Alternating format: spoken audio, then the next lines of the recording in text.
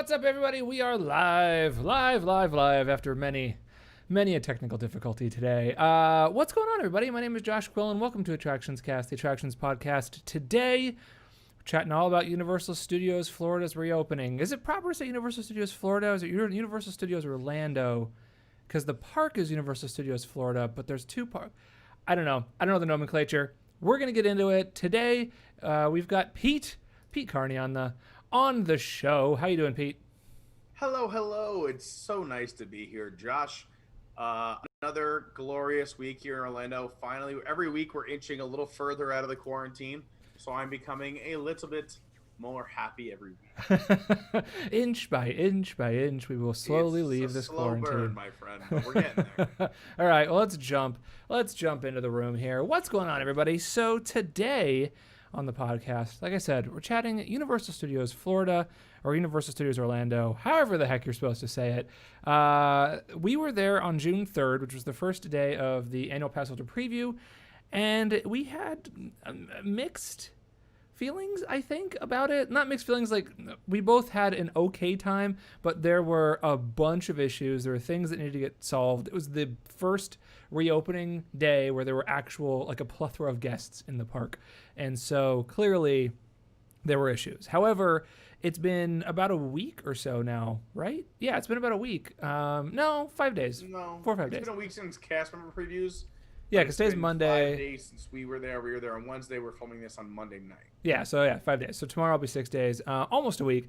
And it seems like, according to the internet, things have gotten a bit better. So let's just start with our initial thoughts. Pete, what did you initially think going into Universal Studios reopening? Like, what were you expecting? Well, it's funny because I've talked about this now on a few shows. If obviously you're not familiar, I do a few shows for WWNT. One of them being Park Center, which is a 30-minute show to cover 7 news stories. I went on a 22-minute rant on a 30-minute show about Universal's opening day. It was that Wednesday night, and we were there all day Wednesday, so it was very fresh. But listen, with anything in life, I think I am a huge optimist. And I think you saw that, Josh, when we were there in line. I thought it was going to be the best day of our lives. We were going to have so much fun, and parks are reopening, and I was so excited. Absolutely. And then I just got slowly just dinged down throughout the day. There were just a little thing here, and then a little thing there, and then that's not so great. It was a struggle, and I said, and I made it public. I put it on my Twitter account, which you see right there. Well, that's not my real Twitter, but my Twitter account's your WDW guy, where I put my thoughts on this. But I just started making it public that it was a very rough day. It got a little rougher and rougher as the day went on. The weather didn't help. The team members not really knowing what was going on, which isn't really their fault. That probably comes from the top. But it was a rough get. And I said after the end of Wednesday, I don't think I'll ever go back to the parks until Halloween Horror Nights. That was my takeaway, is that it is not worth going to Universal if they keep things the way they are. Which it seems like they to their credit, been fixing it. Yeah, I was going to say, to their credit, it seems as though they've been addressing some of the things I talked about on that initial Wednesday night. So, and we could talk about way more of this throughout our entire show tonight, but I might backtrack, or might walk that backwards, and give it another shot and see what goes on. Because I say, like, you could have a bad day at Disney, and I tell people, like, everyone has a bad day here and there. So sure, who absolutely, knows? I might go even tomorrow. I don't even know, but it was a rough Wednesday for me personally, from my experience. We can get more into that later on. Yeah, absolutely, and I would agree with most of that. I think, Doctor, I concur on most of your thoughts. You concur? I concur. Yes, excellent. When we first started, it was very exciting. If you guys haven't seen the vlog, you can check out the vlog. We released our vlog from that day this morning. It's live, and it has a pretty good overview of the way we felt throughout the day. And it's funny, if you watch the blog, in the beginning, we're like, we're going to Universal, it's going to be amazing. And then, we're like, yeah, we're cheering. And by the end of it, we're like, yeah. What is this, a White Claw commercial? I was like, yeah, that was the end of my day. That's how I reacted. We'll talk about it. That's kind of how the vlog ended. It was like, I don't want to talk about it right now. We'll talk about it later. But I was the exact same. Going into it, I was very excited. I was happy to see what was going on. It seemed like from all the announcements and everything that they'd been doing, they were 100% prepared. They were ready to go, and things were going to be great. And it seemed that way all the way up into the queue. You know, we parked in the parking garages. It was super easy. We went through the health screenings. It was super easy. We went through City Walk. It was super easy. Now, I guess preface this with, we had 8:45, 9 a.m. Reservations. You had to have a reservation to get in to Universal Studios on June 3rd or June 4th as an annual pass holder. We had 9 a.m. reservations, or you could have stayed at the hotel, then you would have gotten a ticket in. Or had a ticket while staying at the hotel. They would have let you in on those 2 days. So we had our reservation at 9 a.m. So we got there, like 7:45-ish, something like that is when we parked. Yep. By the time we were standing in line at Islands of Adventure, which I feel like we should have done Universal Studios Florida first, because annual pass holders got in an hour early. Which we did not know. Which it would we be nice didn't if they know. would have told us that. But Yeah, that was not announced. So we started seeing pictures of people in that the was park. the beginning of the frustration. Yeah, while we're standing in line at Universal Studios or at Islands of Adventure, and so we were kind of like, wait, what do you mean they're already in? How does that work? That doesn't make any sense.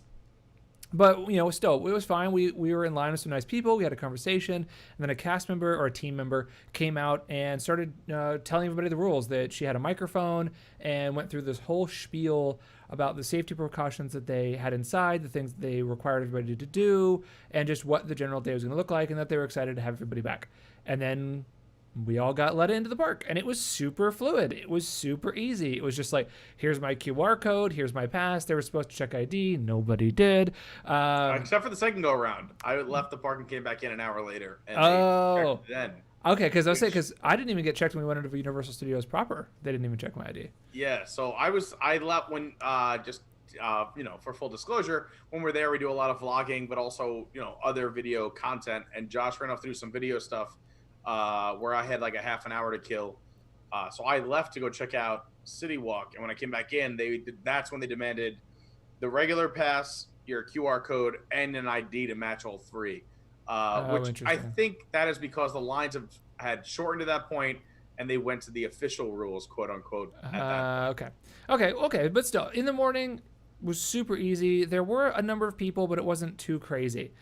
Now, the first bit of our frustration came from, we went into the park, we had our tickets scanned, we opened up the app, which I have since joined Universal's online. I applied for it and apparently got approved as part of their help committee to try to help them with the park. Yeah. And one of my big complaints was that the user interface and the user experience of their app in regards to the virtual line experience is downright terrible. It is not good. It's not easy to figure out. It's buried in a hamburger menu off to one side. If those of you who don't know what this is and have no idea what user design is, a hamburger menu where generally the three lines you'll see on a mobile website or something, you click it and a menu will pop out from one side of the phone. So everything's buried under there. So to get to it, you have to go hamburger menu. It pops out from the left. You have to go to the virtual queue thing. Then that pops up another screen. Then you have to click another tab to show the attractions that are available. Once you click into that tab, then you can request a time for that particular attraction. So once we get all that, we open it up because we're like Hagrid's, right? Everybody wants Hagrid's. Let's go to Hagrid's. So we go and try to get a line for Hagrid's. Well, it says 1 o'clock. I click it. It just error. It doesn't say it's not available.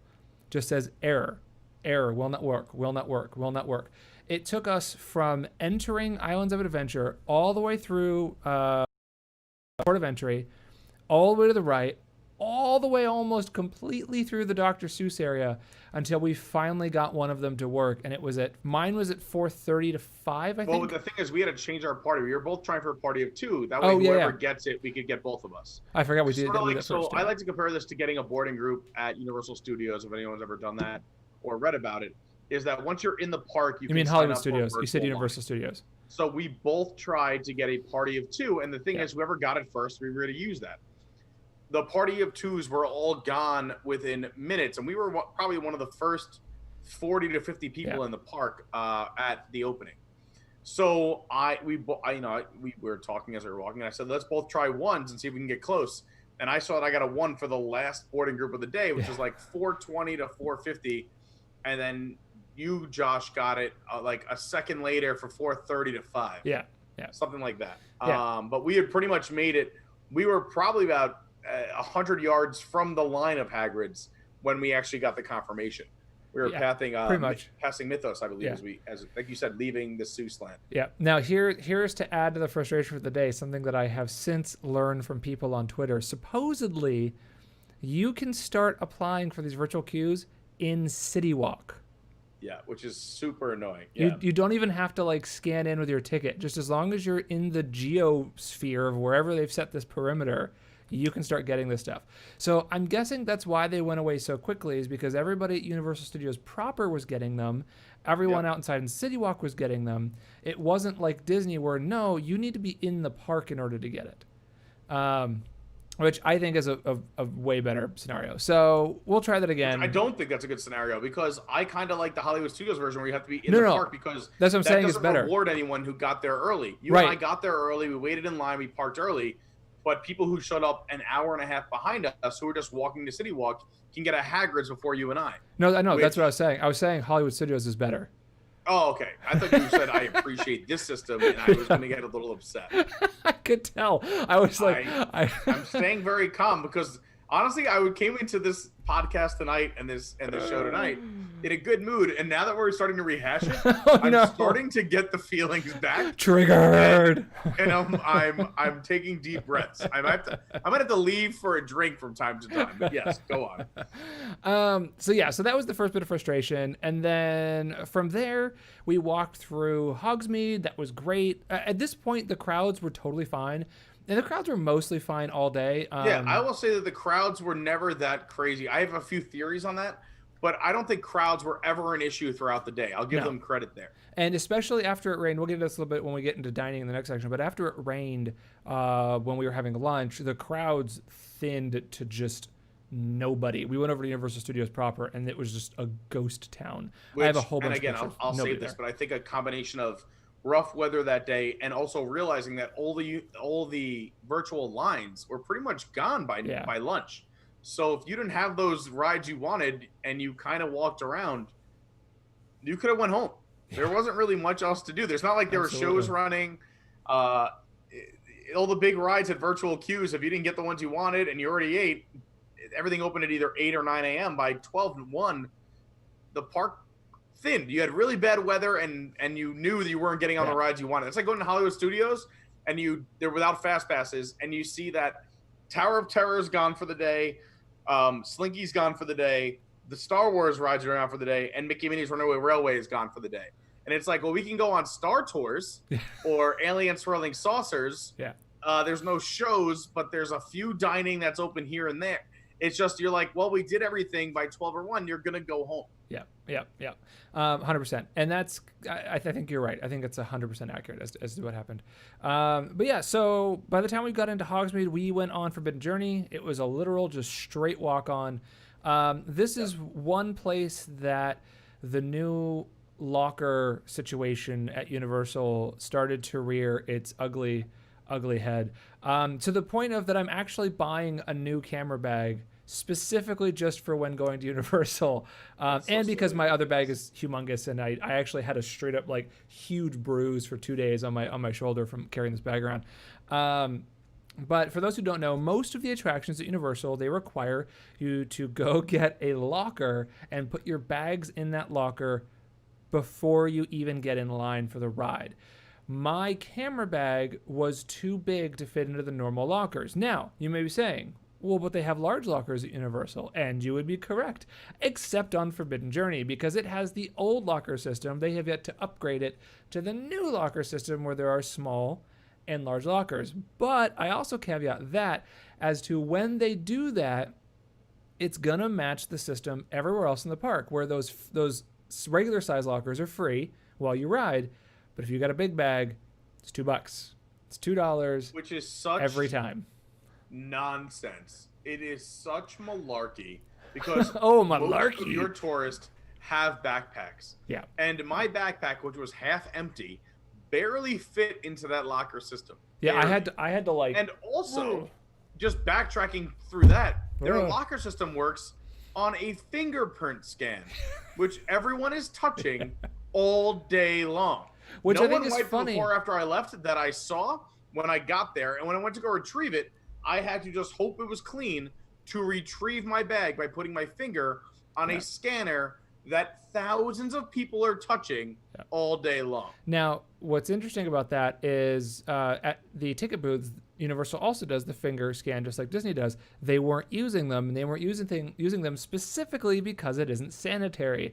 So there was apparently a miscommunication here between somebody in ops who was running the tickets and somebody in ops who's running the lockers, or they just figured, well, we can't open the lockers without it. So yeah, I get it. If like there's a flaw in well. the program and it's an old program, you can't do it. But you should literally have a dedicated person next to every scan then to that wipes use it some down kind of cloth or every time. napkin or something where at least to put me at ease. And I'm a very laid back person about this, and we've talked about it in the show.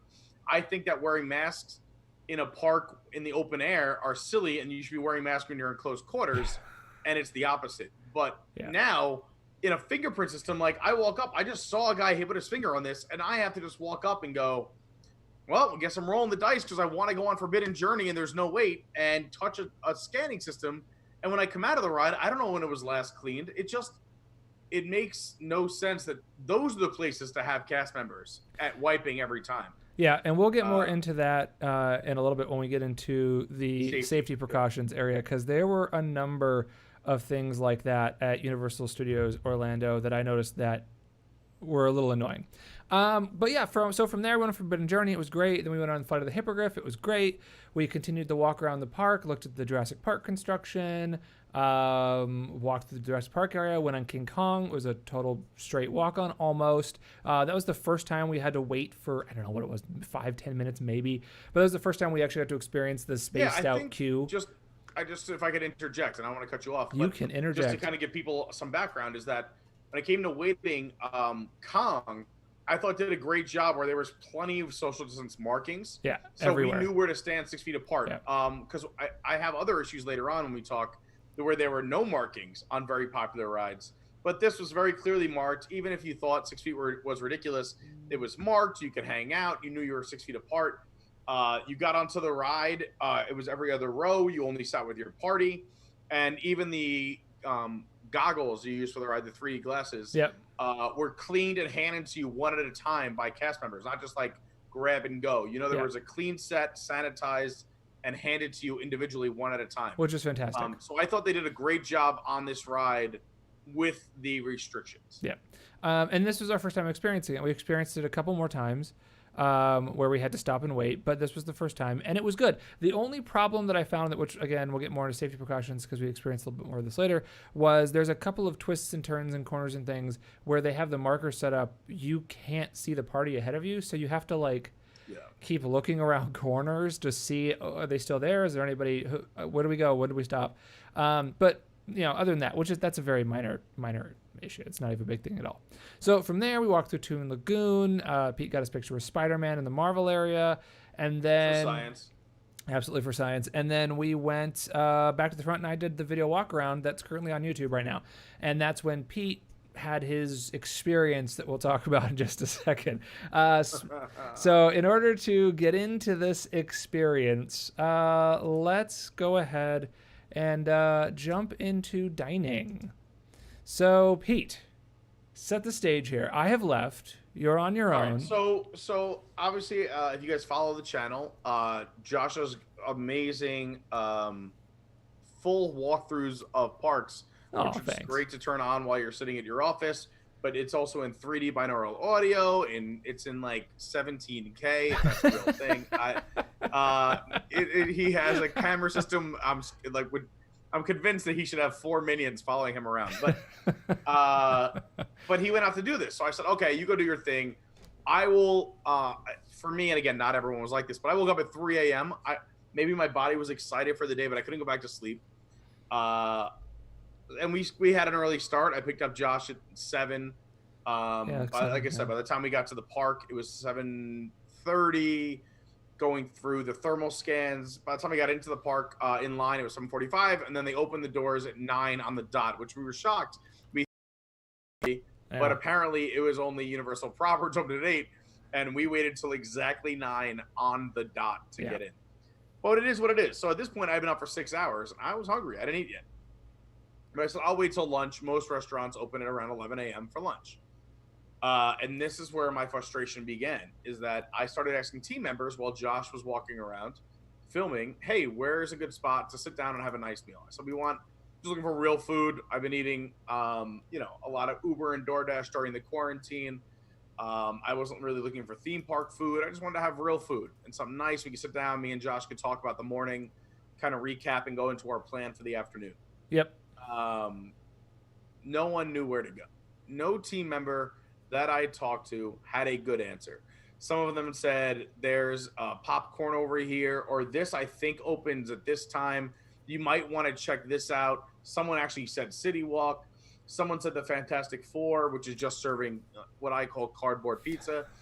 So maybe I'm being particular, but I just wanted a place that serves real food. So I was told that Mythos is a good restaurant. Plus, they have a sign hanging outside that says, like, voted 4 years in a row. Really good theme park food. Which is funny. That sign has been there for years, and it's dated like from an article like 10 years ago. It's hilarious. It's pretty funny. So dated. So, and you said, hey, it's worth checking out. So It's fun. I said, you know what? I've tried 4 teammates or team members, whatever they call them there, and no one had a good answer. Even one person literally radioed to someone else because she said her phone couldn't find anything, and after 4 minutes, she didn't have anyone answer her back. So I said, I'm just gonna walk it myself and figure this out. So I call, and while I'm walking, I said, let me just call reservations. So I call Universal Reservations, and even the guy on the phone, I said, hey, can I get a reservation for Mythos? He goes, oh, we're sorry, that's not open today. And I said, oh man, all right, well, I said, can you make another recommendation? I'm looking for just a nice lunch where I could sit down and have real food. We're not looking for like fast food or theme park food, just like sit down and have a nice meal. And he's like, oh man, sorry, you're out of luck. Maybe grab some popcorn or hit another cart or something. And that's what the guy at the reservations hotline told me, is good luck and to try a cart. When I said I'm looking to spend money in your theme park, and he has all the resources at his disposal in front of his computer, is I'm being told, good luck, go to get some popcorn or a pretzel for my lunch where I'm looking to spend money at your park. That blew my mind the most. Just coming from customer service and coming from hospitality, that is the worst answer you could tell anyone ever, which kind of set me off. But I said, all right, maybe he's having a bad day. It set you off. I was recording binaural audio, and I called you right when I finished. I put the phone to my microphone in my ear, and I have a recording of Pete's just live, raw reaction to all of this. I didn't want to take it out on him, but when I hung up the phone, I was very upset, because what only multiplied to that is that as I met up with Josh after this phone call, we walked past Mythos, which he told me was closed that day, and not only were they not closed, they were wide open, already serving, and already had a line out the door for just getting reservations, which means the earliest reservation we could get was 2 hours later. Yeah. So now I am fired up. I have not eaten anything since 3 a.m. This is now 11 a.m. I only wanted to spend money in your park more than a pretzel or a popcorn or a cardboard pizza, and you couldn't let me spend money. You couldn't let me eat a meal. You couldn't give me information. And then walking past Mythos after I specifically tried to get a reservation, the reason I called you, which you told me it was closed, was a big push. And I know there was some hanger in what I was going through. There was some hanger. It just blew my mind. It blew my mind as a consumer. Yeah. Well, and the annoying thing about it is, when the reservation guy tells you basically good luck, like, I was going to make the joke that, like, hey, he wasn't not giving you good customer service. He was sending you on a quest. It's part of the experience. I totally forgot. Oh, no. What else? Before I even called him, I was so desperate. I left the park while you were walking and did a full lap of City Walk. Oh, yeah. Because someone told me City Walk might be open. Go check there. And not a single restaurant on City Walk opened until 4 p.m. So I did a full lap of City Walk, and not a single restaurant was open. So I came back into the park to find Josh, make this phone call, and then obviously you already know what happened on the phone call, and then I saw Mythos. So I had walked in the rain. It was ugly. I was hot. I was hungry. did a full lap of Islands of Adventure and City Walk to find no restaurants open. Yeah. And then I run into Josh and I make this phone call. So I was fired up. Yeah, and Maybe more than I should have been, but again, I don't see why I should not be upset, because I'm trying to spend money. I just want to eat real food and not fast food in a theme park. Well, and I think what elevated it too, and I'll add this to the story, and I'm sorry if I'm going on a tirade here, but is that a woman behind me, when I went over to that Fantastic Four place, because I thought it was a restaurant, someone said, "Oh, the Fantastic Four restaurant's open," and I had never gone in, so I said, "Maybe it is a restaurant. It doesn't sound like one, but I'll go." Which was just pizzas and disgusting. It's counter service, right? It's just basic counter service. Counter service, not what I was looking for. Yeah. But a woman behind me, as I was upset as well, and I went in to look, and I stopped and I listened, is that she said she had 2 kids with dietary or food allergies, dietary restrictions or food allergies. And the cast member even there said, "I don't really know what to tell you, but check the app," which I had been checking all morning looking for a place, knowing there was no information, and you already talked about the app interface. So to hear, and again, I'm just an angry guy who wants to have lunch with another guy, and we could rough it. But if I was there with kids who had dietary restrictions or food allergies, and I can't find them food, what are you doing? Well, and the responses, it's the responses, right? It's the unprepared responses of like, "Hey, I have kids who have dietary restrictions. Where can I go, or what do I need to do?"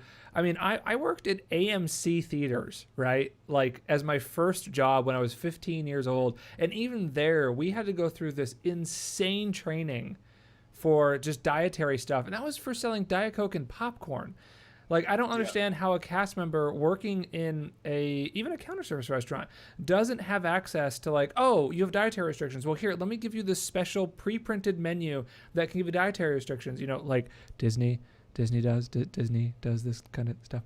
But I know that blew my mind. The joke I made is that I said, if this was Disney, they would have no rides running, but they would have 19 restaurants open for you to go spend your money. Yeah, it'd be Disney Springs. It's what they did. A knock at Disney, but it's so true. Is that you'd have so many food options, and there might not be a single ride running. But here, I couldn't find a place to spend money. Yeah. It's as if they were like, "Don't spend your money," and all I wanted to do was eat a nice meal. Yeah. Well, and the thing is, there's 2 things to this. So one, I was actually going to say that when you were talking about, imagine if you were at Disney Hollywood Studios and everything was gone, fast passes, why did you want to go home? And I was like, well, maybe, except that there's at least 2 really good bars and lounges that I thoroughly can just go sit at for 3 or 4 hours and enjoy myself in. Maybe even there's more than that. A plethora of restaurants. Like it's huge. It's on that end, right?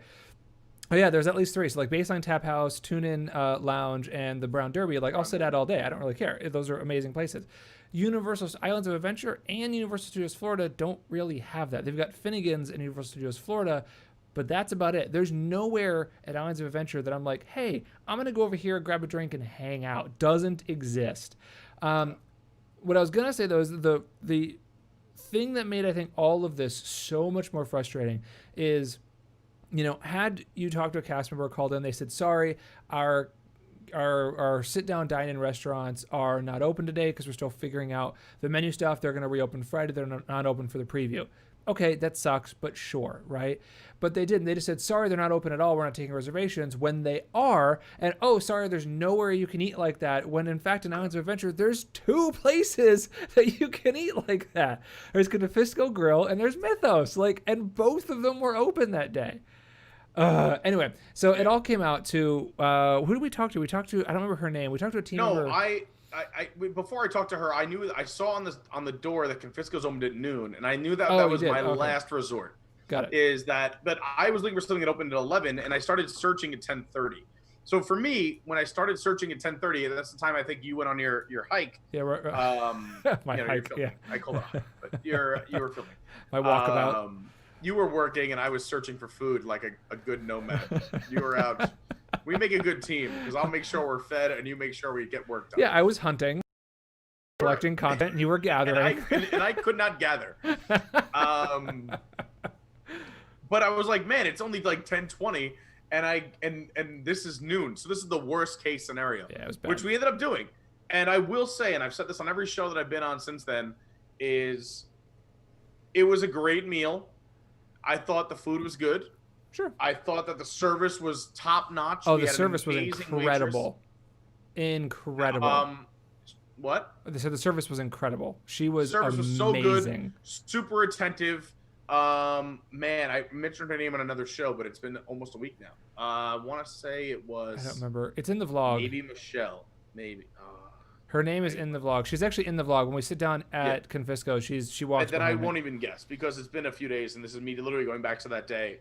But not only that, managers stopped by, people checked in. I think 2 managers stopped by. Everyone was so nice. Again, and I'll give them credit. You can kind of know. I worked in the service industry for over 12 years. You could tell even they kind of know what's going on because even when we got in, they had walked the entire line of people who were waiting for 40 minutes through the restaurant to the bar check-in on the other side of Confisco's. If you know Universal's layout at all, there's a little bar check-in on the other side. Yep.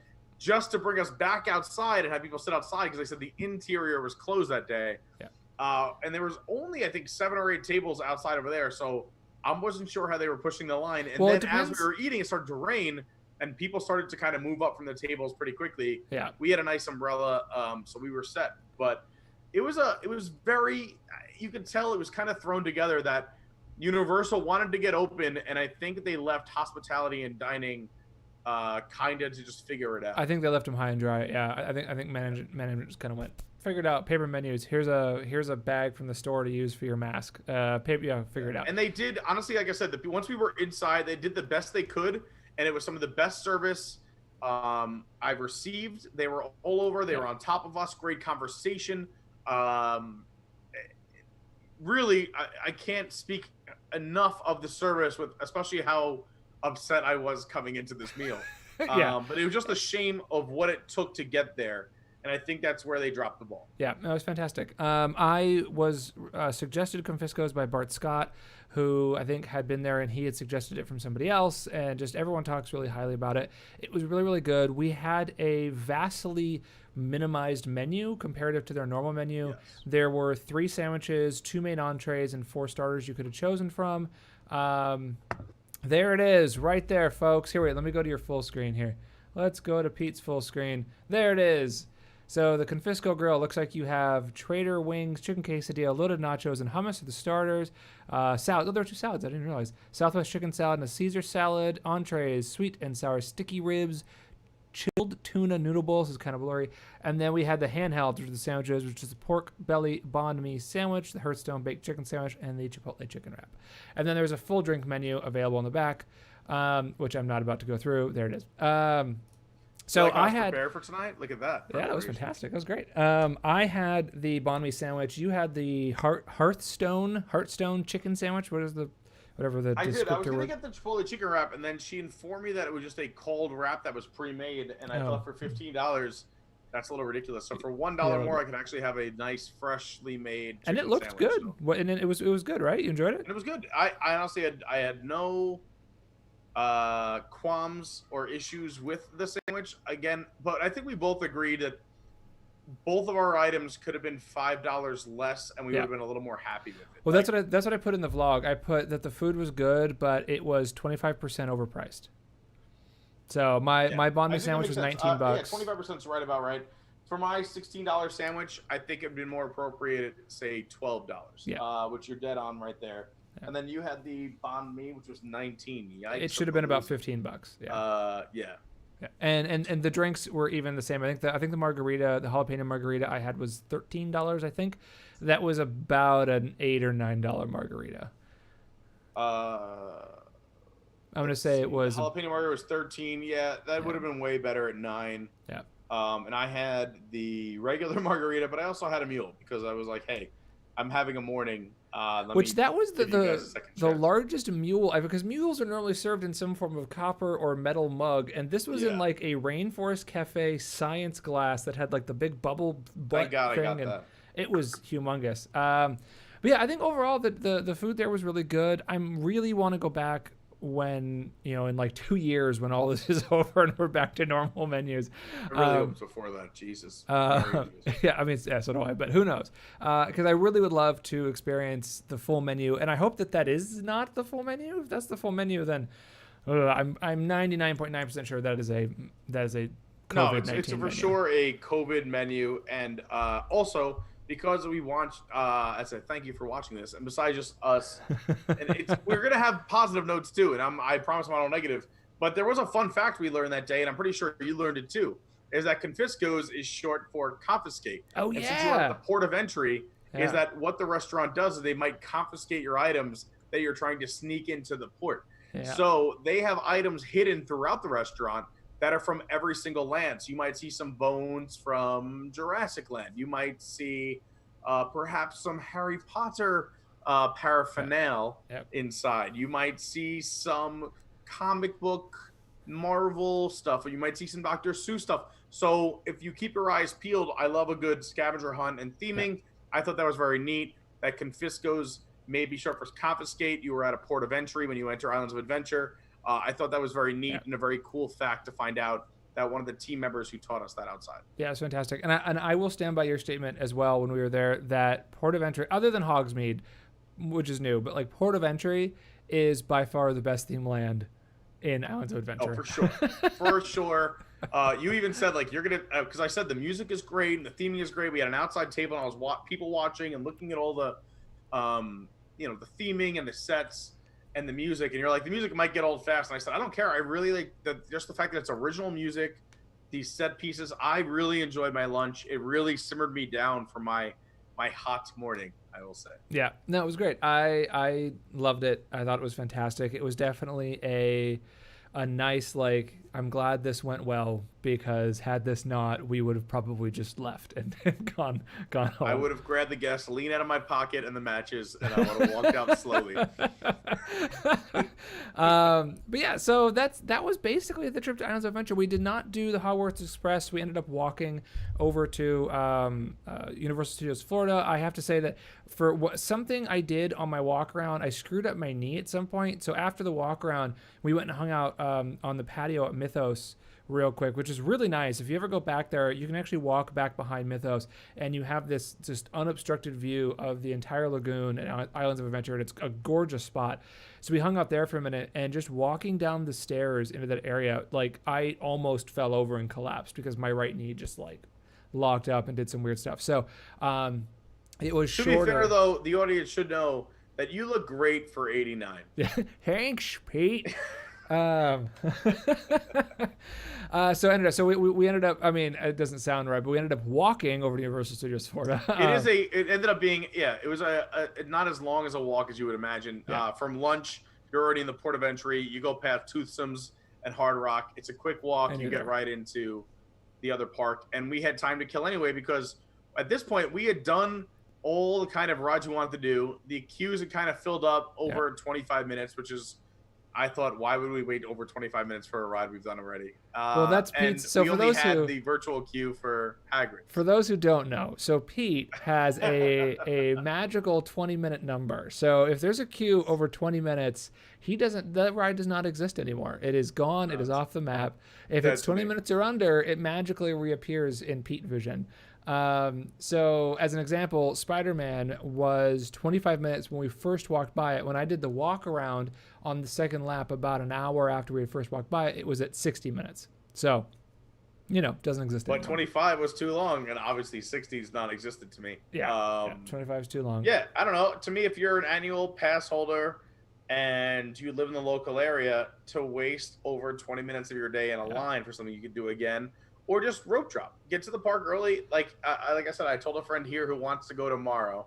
I said I might give it another chance, but if we don't get there an hour before park open, I won't go. Yeah. Because I can get 3 or 4 rides done in the first hour, and then after that, you have to wait more than 20 minutes a line. Yep. It just doesn't make sense to me. Well, and one thing Which again, I'm not saying all people. If you're on vacation, this is a once in a lifetime. 20 minutes might not seem that long, but if you are a pass holder and you live nearby, why would you waste your time? It's not. I don't get it. It's not for me. That's all I'm saying. I Time is totally money. understand. It's I one totally commodity understand. you never get back. Totally understand. All right, well, let's move on into the safety precautions section of of our podcast here. I think this is a good time for you to talk about safety precautions while I walk away for 5 minutes and come back. I'll do it for 2 minutes. How about that? All right, be back. So at Universal Studios, there were a number of safety precautions. There, the TVs outside the queues were running a loop explaining social distancing, was explaining hand washing, was explaining wearing masks, and all the things that you needed to do. And in general, it was pretty good. They did a pretty good job at making sure that everything was covered. But there were a number of things that were missed. One of the big ones is if you've watched any theme parks reopening security video or announcement, they always talk about having hand sanitation stations everywhere. And if you go to Disney Springs, there are hand sanitizers all over the place. There's also places for you to wash your hands, like those plastic outside of a porta potty, wash your hand stations. Those are everywhere at Disney Springs. You go to Universal, and just walking around, I don't know that I saw one hand sanitizer station. There were a couple going into certain places, like going into the Starbucks, there was one, and going into the Fountain and something bar that is in Diagon Alley. We can go get a beer. There was one there. They asked you to do your hand sanitizer there. And all the attractions required you to do hand sanitizer, but it wasn't like an automated thing. It was you got to the end of the queue and somebody would be there with a jar of hand sanitizer and just squeeze some of it into your hand. I understand it. We had predicted on this podcast that the reason why Universal was going to require hand sanitizer before boarding an attraction was to basically prevent them from needing to clean the ride vehicles after every use, which is exactly what they were doing. The ride vehicles were not being wiped down after use. When we went on Forbidden Journey, my bag was too large to fit in a locker, so we had to do a rider swap, and I stood at the exit of Forbidden Journey for Pete's entire ride while he rode and was able to see people get in and people get off of the ride vehicles. There were, I think, 4 team members on that platform helping the couple of guests that were there come in and out, and not one of those team members were cleaning any of the ride vehicles. So, that's one issue that I had that was a major issue during our trip, is that they required hand sanitizer to get on the ride, but they were doing that in lieu of having to wipe down the ride vehicles and clean them, which doesn't protect, your arms, doesn't protect your legs, doesn't protect your clothes, doesn't protect anything. If you're not wiping anything down, sure, your hands are fine, but nothing else. And then once you got off the attraction, there were no hand sanitizer stations that we could see to clean your hands right after. So you had to either have brought some, which I did and we ended up using, or go ask a cast member or a team member, I guess. I don't know where you would have gotten those hand sanitizer. Now, they may have changed this since. Like I said at the beginning of this podcast, this is all from our experience on June 3rd during the AP previews. Pete is back. Let's transition back to the 2-shot. So Pete is back. So what I was explaining was basically at the beginning, they have the TVs that were explaining social distancing, the social distancing markers, masks, and all that. Walking through the parks, I didn't see too many social distancing markers. There were a few of them, like outside Universal Studios Florida, the Blues Brothers stage. There were some outside of the Beat Builders area, so that guests knew where to stand during those shows. That was great. There were not really any outside of any of the shops. Like if you've been to Disney Springs, you've seen they've got 3 or 4 of them staggered outside of the door of each individual shop, so you know where to stand. I don't remember seeing any of those outside of any of the shops. There would have just been a cast member telling you to, hey, back up, back up, back up. Inside of Diagon Alley, where I would have actually expected to see more, there were more than normally in the park, but there wasn't a ton by of them. The way, did you guys know Diagon Alley is diagonally? What? But I told someone that today. They didn't know either. I swear I'm not the only one. I just found this out from Josh last week. I told someone today. They did not know either. Yeah. They thought it was just a name. It blew my mind. Yeah. So we were sitting. Sorry. I'm the home of fun facts here on the show. We were sitting in Diagon Alley, and I went, "Hey Pete, did you know that Diagon Alley is diagonally?" And his mind went into this comedic explosion. And on the way out, when we were leaving for the day, there's a like billboard for Diagon Alley, and he looked at it, pointed, and went diagonally, like because it was spelled out. He could actually see it, and it was hilarious. But Diagon Alley actually had down the main thoroughfare, there were social distancing markers for groups to stand, and I'm guessing watch the dragon breathe fire. Now the AP preview days, they weren't doing the fire. They are now. That is, it has since been turned on, and so I'm guessing that's why those markers are there, because that thoroughfare generally packs out to just insane, and so they don't want that happening. So they add social distancing markers there. But the most of the park, Why don't they run that fire more often? I don't know. It's like I don't even know the timing. Like, is it every 10 minutes? Every 30 I think minutes? it's like more. I think it's between like the 15 and 20 minute mark, or maybe it's less. I'm just saying, but it's at least there. But like, yet on the Mummy, there's so much fire used every minute and a half.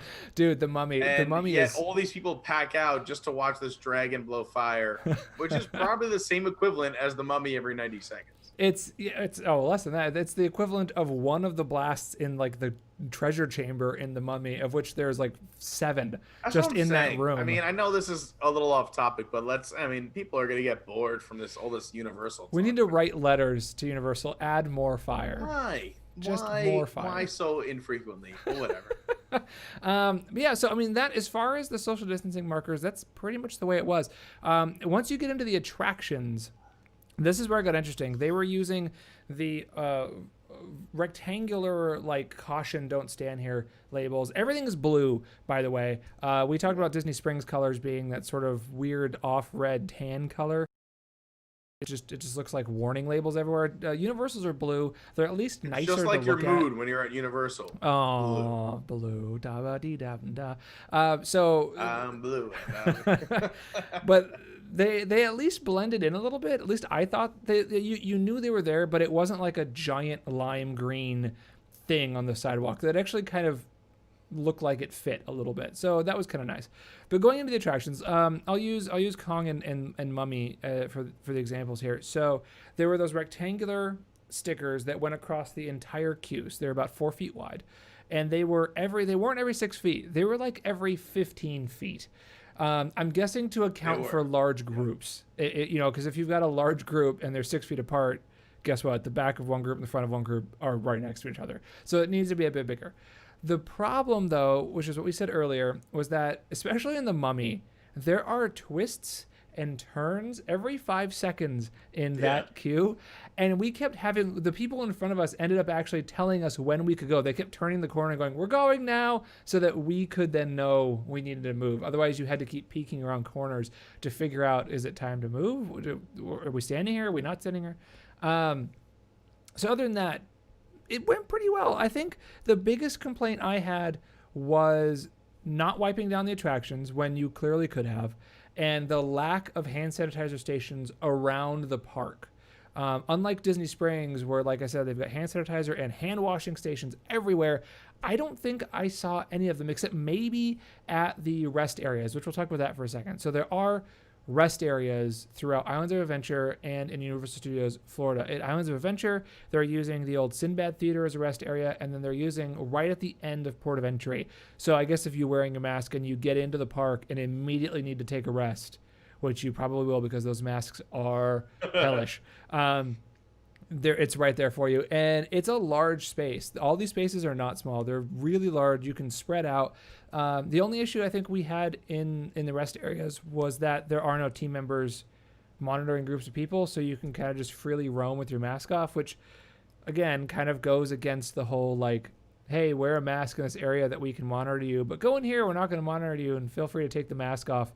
It's a little bit, oxymoronic as far as, or is it the right word? It's a little weird to go in an area, take your mask off, and be around other people unsupervised.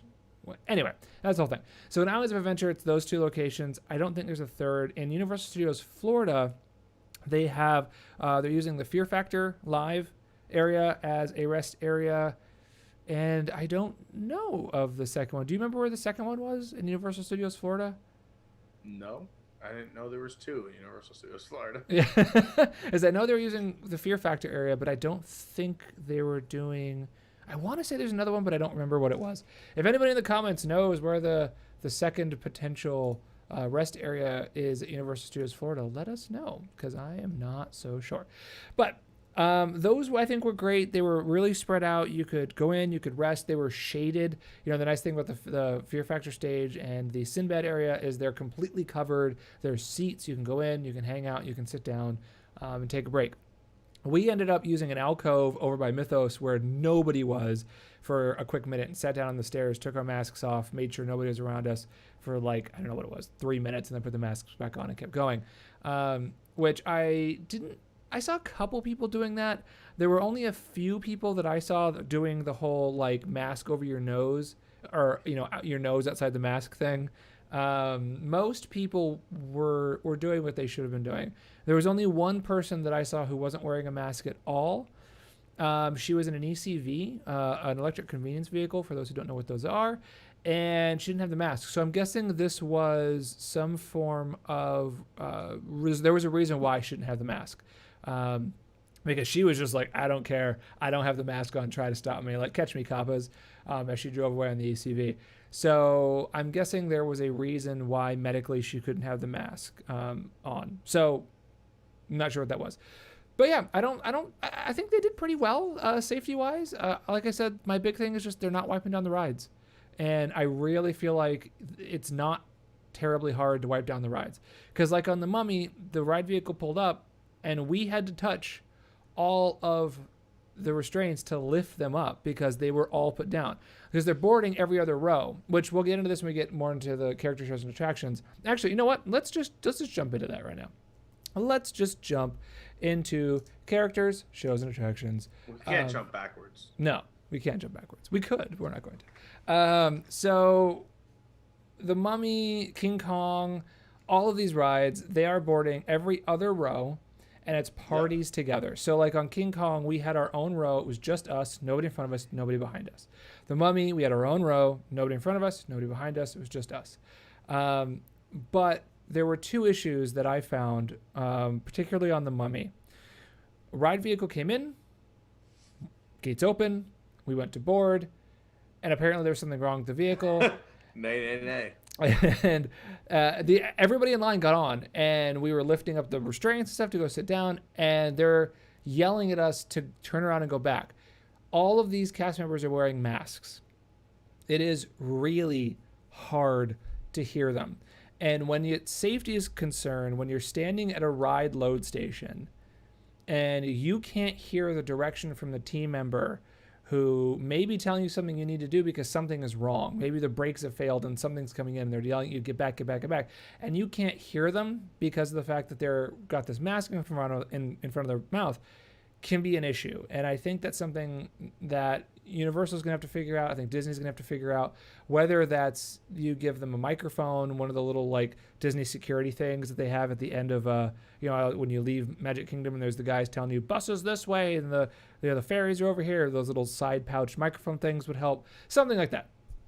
But that was an issue. So we turn around, we go back behind the thing. New vehicle came up again. We had to touch every single lap restraint to lift them up in order to sit down. Because the rides are only partially full, and so if one person rode in the back or nobody rode in the back, they're all down now. So in order for us to get on, we got to lift them all up. And like I said, they're not wiping them down. Granted, if nobody rode them, there's no reason to wipe it down. However, the same thing could be said if nobody rode it, then it's real easy to wipe down the 3 seats people were in. It's not difficult to take a rag and just kind of real quick, wipe it down, move on. With what we saw as far as queue times and that sort of thing, very easy to do, not an issue.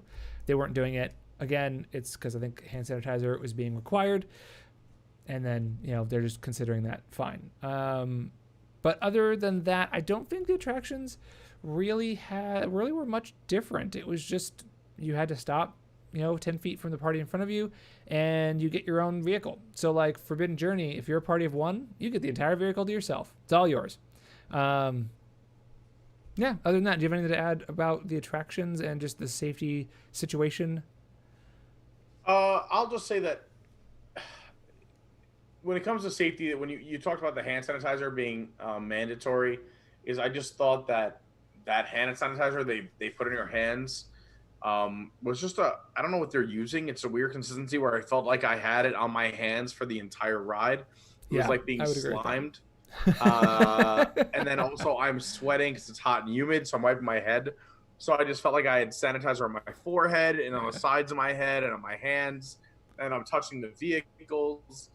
Um, Well, that kind I of don't. goes to my point, It though. just felt a lot of it felt, and I think this is the whole country right now is kind of made up as you go, but you're just hoping for the best. Is More or it doesn't less. make sense to me. We're being forced to wear a mask when you're walking around the parks far away from other people, more than 6, 10, 12, 15 feet away. Yeah. Yet when you sit in a restaurant in an enclosed space or in other close proximity, as long as you're having a drink or eating something, you can take your mask off. But everyone's in tight areas. Even the rest areas, there's no one down patrolling the rest areas to make Right. sure you don't sit next to anyone. So I could sit 3 feet away from a guy who has no mask on. I could take my mask off, and we're both just on our phones or checking things or Yeah. drinking or eating something. And there's no one monitoring that in the mask off area. But where masks are required, where I'm nowhere near anyone, even and I'll admit to this, I tried to bend the rules during Shrek. We went on Shrek, and it's every other row, and they put 4 seats between people, and every seat you figure is roughly around 2 feet with the handrail. Yeah. So we're 8 feet away from your other parties, and we're at least 6 feet between the rows. And we were in the middle of a show where I'm sitting in a seat, and it was just hot. It was a long day. It's raining. My mask is wet. So I just let it kind of hang off one ear, and I took it off during Shrek. And I was immediately greeted by a cast member who said, "You put that back on, put that back on," which just seems extreme to me because if this is a restaurant, I would be sitting closer to people Yeah. and I would be eating, Absolutely. talking, and drinking. And there's no problem with that. But in the Shrek movie theater, where I'm further away than another table that is eating near me, Yeah. I have to keep my mask on in this close theater on a 4D motion theater ride after a hot day in the humid sun with rain. That's kind of my only issue with this. I get safety, but my biggest thing is that up the road you have Volcano Bay Open where no one's wearing masks at Yeah. all. Absolutely. There's no mask in that Yeah. park at all. You Yeah. can't wear them on water slides. You don't wear them on rides for water slides because they can't get wet. A lot of them are paper. They're not worn in wave pools or swimming pools. So yet when we're walking around Universal, I have to keep this my face in the humidity and the rain when I'm far away from people. But if I was at a water park where I'm wearing no shirt, no shoes, no socks, and no mask, everything's cool. Yeah, it's totally cool. It just doesn't make a lot of sense to me No. as an entire procedure. I get they're doing what they can, but it's just interesting to me. Well, this is where I'm fully thinking in, and sometime in August, I have a feeling the mask wearing is going to go out the window. I don't think it's gonna. I think it's going to be optional and not required. Or optional, yeah. Not like they're going to say no, you can't wear a mask. I don't think that's going to be a thing. But I think it's going to be like, nah, you don't have to. And I think it's going to be probably sometime in, I would say mid to third week in August. That'd be my And it's guess. funny because even today, I'm sorry to cut you off, Josh. I Yeah. went to the Hard Rock Hotel on Universal property. Oh yeah, how's And I that? was going to meet friends, and even just to go into the lobby, that I had to use their hand sanitizer, be wearing a mask, and get a wristband after a temperature scan to go into the lobby. And I had to know someone who was staying there, but the place was a ghost town. Yeah. Even my friends who were staying there told me that they went to the desk yesterday and said there were 100 and something checkouts, but only like I think 30 check-ins.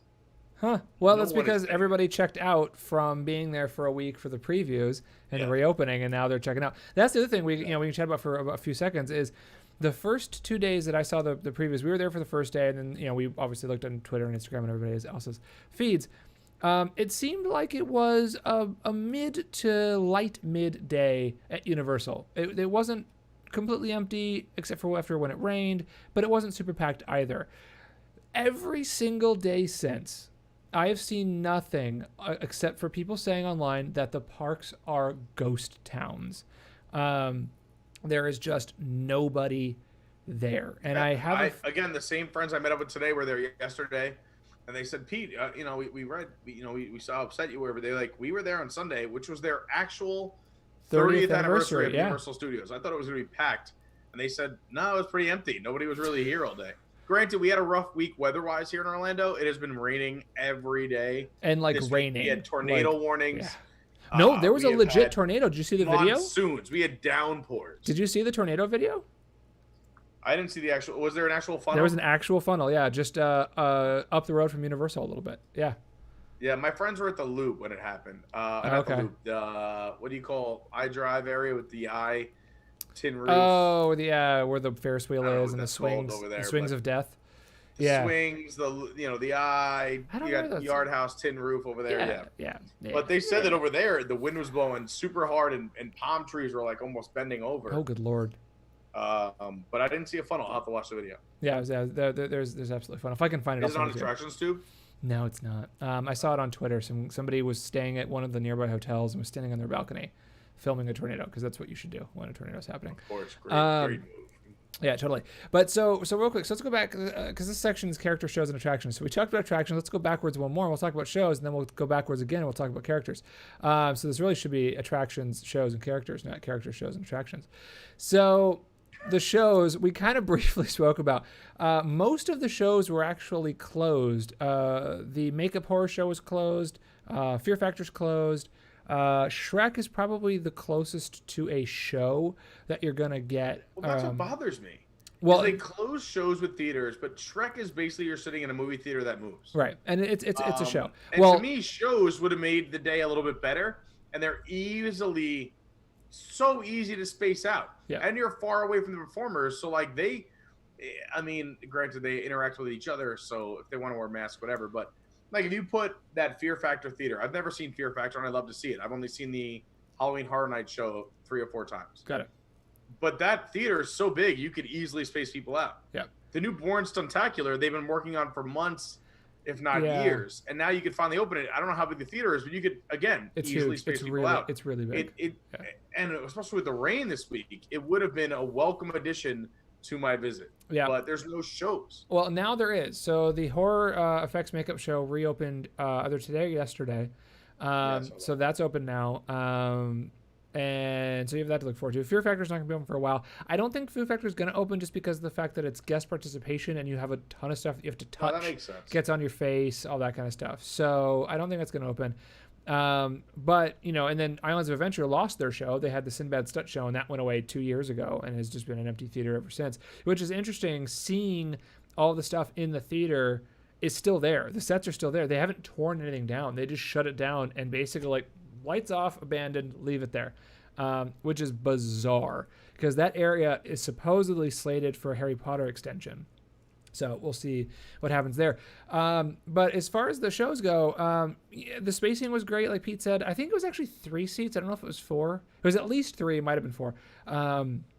And like you said, they're about 2 feet apart. So yeah, it's There were between 4 to my right, so I just. Oh, that's okay. how it's going I think between me and the next group there were 3. But if they're 2 feet apart, that makes sense. That's 6 feet, right, between you and everybody else. It was done perfectly. When we entered very slowly, 1 row at a time. We exited very slowly, 1 row at a time. It was very well thought out. It was very well organized. It was very German. It was very this row go.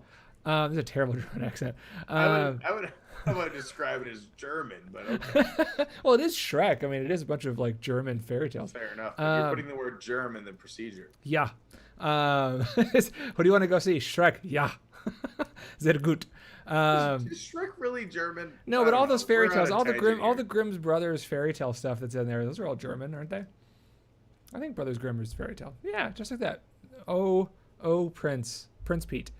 So I think the shows were pretty well done. We're definitely going to go back. If you go back tomorrow, let me know what the makeup show is like.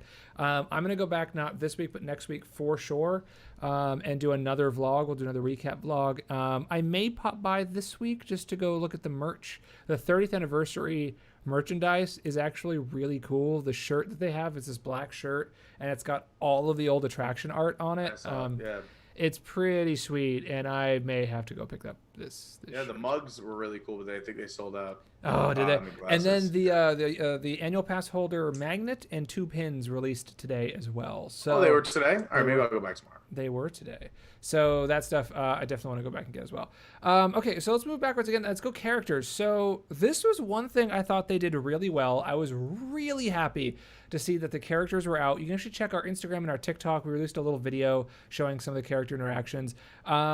it was great. So Islands of Adventure in the Marvel area, they built a little stage. They had markings and rope off sections so you couldn't get too close to the stage. You knew where to stand. The first time we walked by, it was Cyclops and Spider-Man up there doing their thing. And then when I did the walk around, it was Rogue and Wolverine, I think it was. And they were out there doing their stuff. In Dr. Seuss, they had the little rope off area, like they throw a rope down on the ground. That's generally what they do for like their stage for the kid shows. They threw the rope down on the ground, and there was the Grinch. There were 2 other Dr. Seuss characters. I don't know who they were. One of them was the Danny DeVito character from whatever that one movie was. I don't remember. And then I've seen video of, they did a Cat in the Hat story time thing there either today or yesterday up on that same little stage. But they're building up these little stages for the characters. So even though they're far away, they're elevated so you can see them a little bit. And they're allowing you to get as close as whatever the barrier is, and you can take your selfies. And there's markers on the ground, so please stand here, take your selfie, or whatever, and walk away. At Universal Studios Florida, they had, oh gosh, what did they have? They had Dora the Explorer cast out. They had Homer Simpson in the Simpsons RV. They had Marilyn Monroe out, which was the only character without a mask, I noticed. Wolverine, Rogue, and Cyclops, who all normally don't have a face covering, all had masks as part of their costume now. Spider-Man obviously always has a mask. Beetlejuice did not as well. And Beetlejuice did not. So Marilyn Monroe and Beetlejuice were the only 2 face characters that I saw that didn't have masks. That being said, Beetlejuice was out. They actually put him up on an elevated stage in front of the Pantages Theater, which is the makeup horror effects show. And that's apparently also the stage they're doing the Marilyn Monroe show on, which we didn't see when we were there. But they're doing that as well. And then they are also doing, I guess this is also a show, they're doing the Beat Builder show is also happening. And they are actually also, they are wearing masks, I think. Were they wearing masks? They were not wearing masks during the show, but after the show, when they came down, they did put masks on. Yeah, so when they came down and got closer to the audience, they put masks on. Is there a way to see that show? There is. It comes out tomorrow on Attractions Tube. Oh yeah! Oh man! What a coincidence! So we have the entire show in binaural 3D audio. Out of the park. If I had a bat sound, I'd play the bat sound, but I don't. I have a sound pad here to my left with a bunch of sounds. Which here I'll play them for you now as a little side. Just give me one because I don't remember what they are. Let's see. Oh, there we go. That kind of would have worked. And then here we go. Oh. And then I know what the other one is because during our Star Wars show, I wanted to have some Star Wars effects. Most impressive. So it's Darth Vader saying most impressive. Yeah, I've got a little sound pad here. Anyway, I can change it now. But that's nice to know that I've got if Pete ever tells a bad joke. There we go. We got him. So Beat Builders is coming out tomorrow. That was a fantastic show. I had never actually watched that entire show. I liked it. I thought it was really well done. It's kind of like the Jameters, or is that what they're called in Epcot? Because that's what they're called in Disneyland. Yeah, the Jameters are in Epcot, but they're more strolling to stop and do a show. These guys have a set. Well, that's what I'm saying. It's like Jameters on steroids. Like it's. But again, they have a working set and pre-made stuff. Yeah, there's also so a soundtrack. It's more like if you went to the Broadway show Stomp. Yes, it was very. They know what they're doing. Very stompy. Yeah. Yeah. And it was interesting too. There was a couple of sounds they were making that I was like, how are they doing that? So they had like some upside down blue recycle trash cans, and there's clearly a microphone inside this trash can that's tuned to a very specific sound when they hit it, because when they hit it, it sounds like a drum from the 80s, that like sound. And so I'm like, wait, but that's it should be going like bonk, badonk, bonk, bonk, bonk, bonk, not doof, doof, doof. So they also, not to take away from them because they do an amazing job. They're fantastic. They play, I'm pretty sure, over a track as well. They do. Well, yeah, yes. So there's definitely some additional drumming, I think, in a track, and then there's clearly a track because there's other instruments that are playing. So unless it's Sunny Eclipse's Space Angels also playing around them, like they got a part-time gig while the parks are closed playing for Beat Builders, I don't think so. They're playing to a track. So Yeah, the Beat Builders is going. I think that was a fantastic show. And then we had a little surprise. We stopped off at Starbucks because, again, I'm 905 years old and my knee was hurting. And so we stopped off outside Starbucks to go get a coffee. And I don't know why I became from New York all of a sudden. I'm hanging out with you for too much.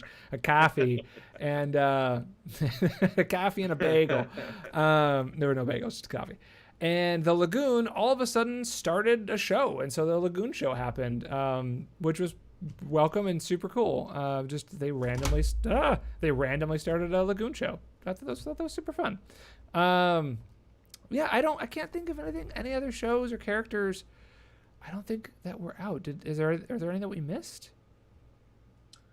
There was a few that I saw in other people's photos that we may not have seen, but they were rotating. I mean, we did pass by the float for what's that kid's show? Dora the Explorer. I mentioned Dora the Explorer. Yeah. So Dora, oh man. I know on Jackie Super Enthused vlog, the Mummy Stiltwalkers were out earlier in the day. They were not out when we were there, but that's probably because it rained, and so everyone kind of scurried inside. Again, I'm sure it's kind of hit and miss, and it depends on weather and time of day. Because, like you mentioned, we went by, one platform where characters were, and for me, it was Spider-Man, and then you saw Rogue an hour later. So yeah, exactly. It's gonna kind of, I think, be hit and miss. Oh, and then also over by Doctor Doom's Fearfall, there was Green Goblin, and there was Doctor Doom himself hanging out in that area. So there's a ton of characters out. So that was super fun. I think that was a really good thing that Universal did, is bringing those characters out. Now, here's the most annoying part of the day. So we get through this whole day. It's okay. It's not great. It's hot. We have some fun. And we're coming up on our Hagrid's return time for our virtual queue. And this is another blatant issue with the user experience and the user interface of the Universal app. So Pete gets a notification, and he texts me that shows me a picture of it, basically saying, sorry, reservation's canceled. No reason why, just we cannot accommodate. That's it. Sorry. More or less, sorry. Doesn't say that we're getting anything. Like when the Fast Pass at Disney is gone, it's like, hey, sorry, we can't accommodate your Fast Pass, but we're going to give you, here's an anytime Fast Pass to use for anything. Now, I will say that Universal did do that, but the message that they sent did not say that. So it was a little, I don't know, it was a little rough, right? You go through the whole day. We're there because we're expecting to be able to get out or get into Hagrid's, and then nothing. I'm actually trying to find that picture right now, and I'm having trouble with it. But maybe I'm almost there. Okay. So after that, I look on my app and it's still there. And 10 minutes later, so Pete's, yours came in at about 4:10. Your reservation was for 4:20. Mine was at 4:30. Mine came in at about 4:20. So if they knew the ride was down, just send out a notification. Why it's timed to do it 10 minutes before when we could have already been basically there and waiting and have given up on doing something else. You know what I mean? Like, it's just, I don't know. I feel like that's an issue that needs to be fixed. Oh, here we go. So here is the message that we got. I don't know if you can see that. I can't focus on it, but it says, our apologies, but this attraction is no longer available at your scheduled virtual line return time. Oh, it does say, never mind, I'm wrong. Please ignore my rant that was just previously heard. It then says, please use this one-time use express pass at a participating attraction today. Now, getting to that virtual Fast Pass, whatever, Express Pass, was a little annoying. Again, you have to click the hamburger menu. It opens up. You click virtual line. You then have to find the attraction that your virtual time was for. Go into that attraction as if you were going to make another virtual return time. Click on it, and then it popped up with, here you go. Here's your free virtual express ticket, which was for you and 3 other people. So that was kind of cool. So party 4 could have used the one ticket. Now, it wasn't cool, Josh. It was stupid. And I will tell you why. Okay. We were there on a pass holder day. The premier pass holders get free express passes from 4 p.m. on. to give us express passes after 4 p.m. after we literally sat around for 4 hours just for Hagrid's is giving us nothing. It may as well have said, please enjoy the free oxygen in the park. You're welcome, Universal Studios. And you're 100% right. And that's actually where I was going with this. So, you know, on a normal day, if it's before 4 and you're not an annual pass holder and don't have, didn't buy an express pass, I think it's totally acceptable. It's totally fine.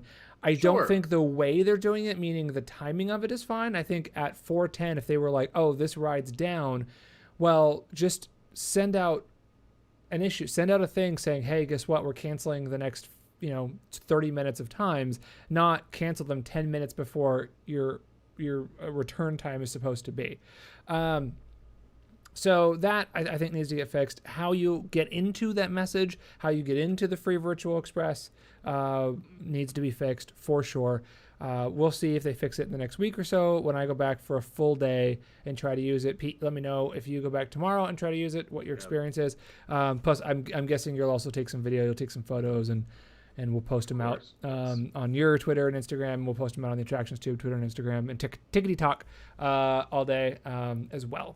So, that being said, Pete, wrap up your thoughts about Universal Studios. Here's the deal, is that no theme park is perfect and no experience is like any other. There's many experiences. Two people can go to the park and have completely opposite days, and that's what happened with us.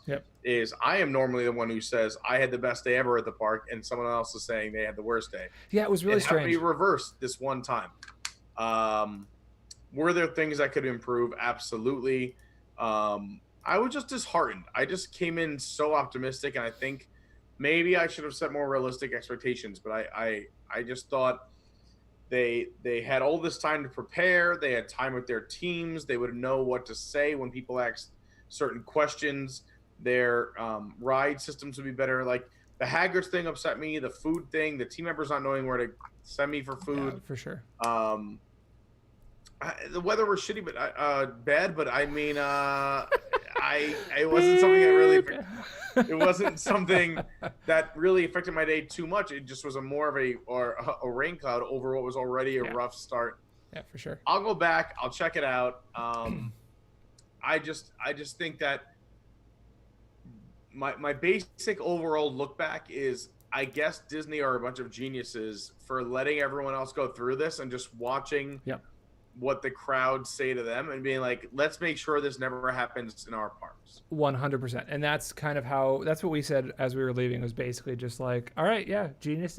Disney's a genius. Like, it's a genius move opening a month and a half after, so that there's enough time to analyze, see how it goes, and implement changes based upon your direct competitors,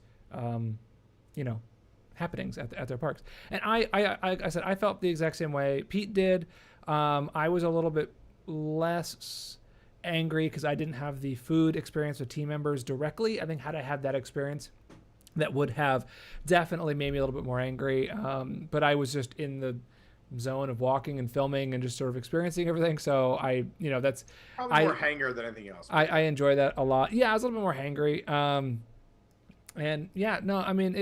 I left going with the thought of like, I don't know if I want to renew my annual pass next year, just because I think I can get all of this stuff done, all the attractions, experience everything with a Horror Nights pass. Granted, you can't do Islands of Adventure, but you can do Universal Studios, proper. Use the Horror Nights, pass, visit Horror Nights, visit the attractions, and do most of the things that I want to do then, and not pay for the yearly long pass. I have since kind of backtracked that a little bit, and I think if we renew, it'll be we probably won't get the top tier pass because of the fact that I don't see us going that often. We have a young child who's under 2 years old, so there's not really anything for her to do anyway, my wife and I. And so when we go, it's generally just me going to do something for Attractions Tube. So a less top tier pass, but we'll see what happens in the next couple of weeks. I might have the best time ever. Who knows? Nobody, but we'll figure it out. No one knows. I might have the best time tomorrow. Yeah, we'll figure it out. I'm sure you'll have a great time. Go on the Mummy 900 times because it's a fantastic ride. The fire effect is still one of the best ever on the roof of that attraction during the middle of the ride for those. It's true. Mummy, I think, is my favorite ride at Universal still. It's pretty good. It was a little rougher. Did it feel rougher than normal to you? It did. It did feel a little different. And I said it might be just like that ride is so used to running 24, like not 24/7, Right. but every single day. Yeah. They need to grease it up, It tighten felt, some you know, bolts. like I don't know, like brakes on a car, or maybe things weren't greased as well as they should have been. But I mean, again, I still had a great time. I still think the concept and storytelling on that ride is the best ride. But that's just me. I'm not a screen-based guy, so. Yeah, and Universal does have a lot of. To go off your point with the annual pass is, I know their third park is on hold, although they'll say their third park's Volcano Bay, which is a joke. But their third park is on hold. If that gets moving again, I'd be more interested in that. I mean, that park has been designed and engineered by the same people who had done the Harry Potter areas, which are very popular. Well, have you also seen the Imagineers? Have you seen the photos of Nintendo Land in Japan? Yes, I have. That have been leaking. It just the terribly zoomed in aerial piece of crap photos that are coming in. It looks incredible. The fact that you go in through a tube like Mario, and it makes this thing like a little turn to make it feel like you're actually going through the tube. To get to other areas, you have to go through tubes. It's multi-leveled. It looks like it's 3 to 4 stories. And then you can go out on different balconies, and this tube exits into this area, and it looks so good. And the fact that one of those lands at this new park is Nintendo, and then you have Universal Monsters as one of the other lands in this new park, which is my favorite thing ever.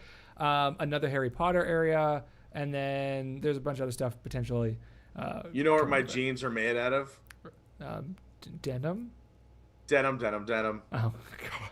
Denim. All right. I got to remember that I have this.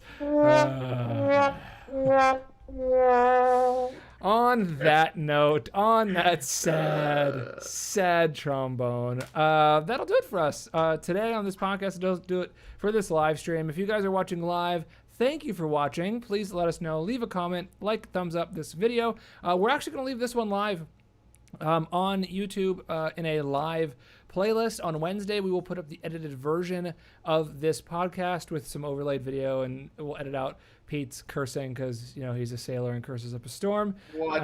I said one comment, and there's more of a weather. I think it's a real weather term that I used, but anyway. It's a proper. I don't know. They said it in Twister a lot, I think, so that makes it real. That was a Universal throwback joke, by the way. Again, on that note, thank you guys for listening. Thank you for watching. Make sure you check us out on YouTube, Instagram, and Twitter. We are at AttractionsTube or /AttractionsTube there. We're also on TikTok. Make sure you check out Pete.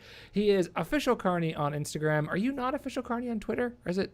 I am, but it's like my secondary account that I use it like once a month. I mainly use your WDW guy. Oh, okay. So we'll change out your Twitter handle there to. It's fine, but also I would say that if you wanted to see some of our day, there is a really cool vlog on Attractions Tube that just debuted this morning or at noon. Go check that out because you get to see me and Josh hanging out in the parks last Wednesday. Yeah, all out of focus because the camera I was using was having so many issues.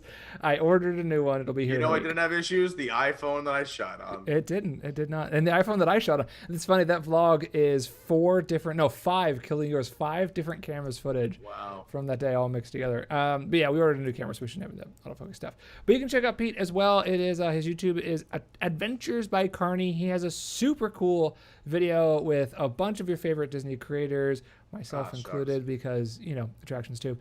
It's a really good video. It's edited so well. The editing is just. The editing's really good. I don't want to brag, but I was able to teach Josh a lot about editing when we walked through. So much teaching.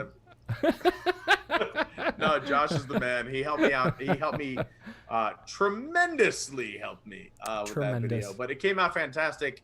And you should go watch the Disney Creator video. Yeah, it's really good. If this ever is edited, we should link it somewhere because Josh is in it, and it's fun. Yeah, we will link it up because it's Or in amazing. the comments. Or It'll be something, linked in the but comments on Yeah, everything. you get to see Josh answer a bunch of really cool questions. Yeah, or stumble over answering them because I can't decide what my answers should be. But you'll have to watch it to know more. Still exciting. Yep. We'll leave you with that little cliffhanger. All right, everybody. With that, thank you guys again for watching. We'll see you next time. Sivako.